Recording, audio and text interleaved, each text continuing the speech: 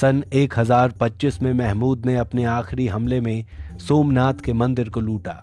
उसके मरने के बाद उसके वंशज भारत पर लगातार हमला करते रहे और लूटते रहे। 12वीं शताब्दी में उसकी जगह गोर के मोइजुद्दीन मोहम्मद ने ली, जिसे हम मोहम्मद गौरी के नाम से भी जानते हैं। कहा जाता है कि उसने भी गुजरात पर हमला किया, लेकिन वहां उसे हार का सामना करना पड़ा।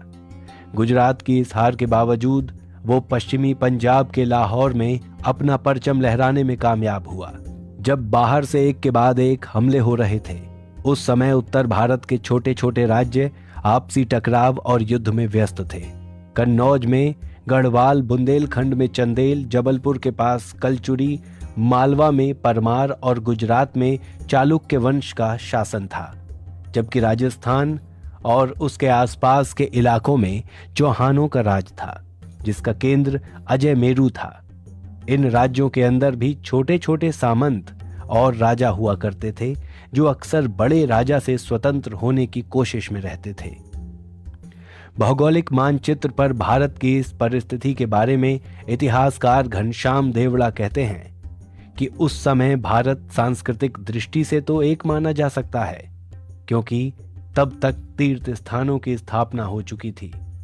इसके अलावा और भी कई कारण थे जिन्होंने भारत को धार्मिक और सांस्कृतिक दृष्टि से एक किया, लेकिन ये ना तो राजनीतिक दृष्टि से एक था और ना ही आर्थिक दृष्टि से।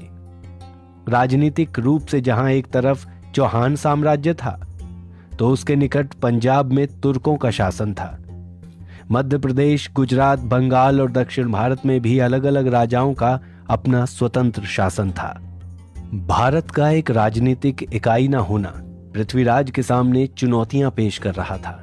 इनमें से पहली तो विरासत में मिले राज्य को एक रखने की ही थी।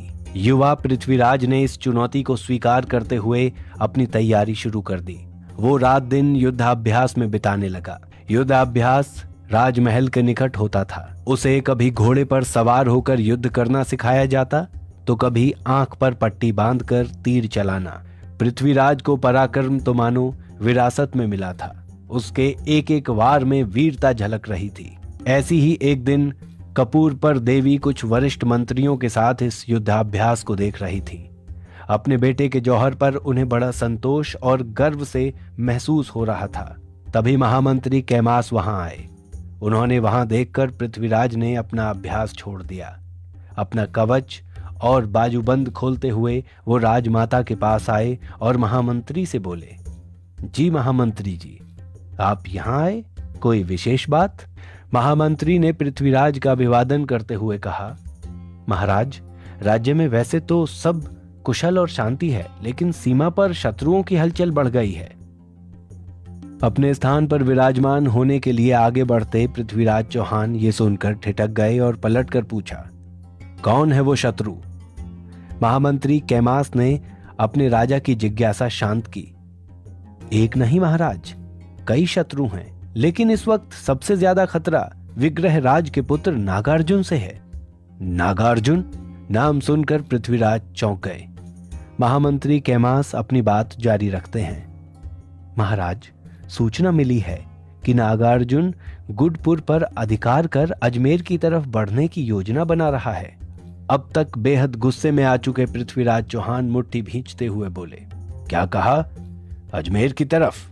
क्या उसे नहीं मालूम कि हमारे राज्य में विद्रोह करने का क्या परिणाम होता है? बेटे का गुस्सा शांत करने राजमाता उसके करीब आ जाती हैं। उन्हें भी नागार्जुन से ऐसी हिमाकत की उम्मीद नहीं थी। आखिर वो नागार्जुन पृथ्वीराज का चचेरा भाई था। कहते हैं कि इसके बाद नागार्जुन को पृथ्वीराज से विद्रोह का जो परिणाम भुगतना पड़ा, वो सचमुच दिल दहला देने वाला था। आज जहां पर दिल्ली से सटा गुड़गांव शहर है, 12वीं शताब्दी में वो गुड़पुर कहलाता था। पृथ्वीराज चौहान की सेना ने गुड़पुर को घेर कर आक्रमण कर दिया। नागार्जुन तो भाग निकला, लेकिन उसके परिवार के लोग और कई सैनिक बंदी बना लिए गए। पृथ्वीराज के आदेश से कई बंदियों को मारकर उनके सिर काट लिए गए। पृथ्वीराज चौहान के आदेश से कटे हुए सिरों को बंदनवार की तरह अजमेर के दरवाजे पर सजाया गया। ये पृथ्वीराज के दुश्मनों के लिए एक बड़ी चेतावनी थी। इस चेतावनी से पृथ्वीराज का सैनिक अभियान रुका नहीं। गुणपुर के बाद उसने भंडानक प्रदेश पर आक्रमण किया और उसे पराजित कर अपने राज्य में मिला लिया। ऐसा अनुमान है कि भंडानक प्रदेश चौहान राज्य की पूर्वी सीमा से सटा था। भंडानकों के राज्य पर अधिकार कर लेने के बाद पृथ्वीराज की सेना चंदेल राज्य की तरफ बढ़ी। वही चंदेल जो आज उत्तर प्रदेश और मध्य प्रदेश में फैला बुंदेलखंड इलाका है। उस समय महोबा चंदेल राज्य की राजधानी थी, जिसके योद्धाओं आल्हा और उदल की वीरता के बावजूद पृथ्वीराज को जीत मिली। इस जीत से उसका सीमा विस्तार तो ज्यादा नहीं हुआ, लेकिन पृथ्वीराज धन संपदा जुटाने में कामयाब रहा।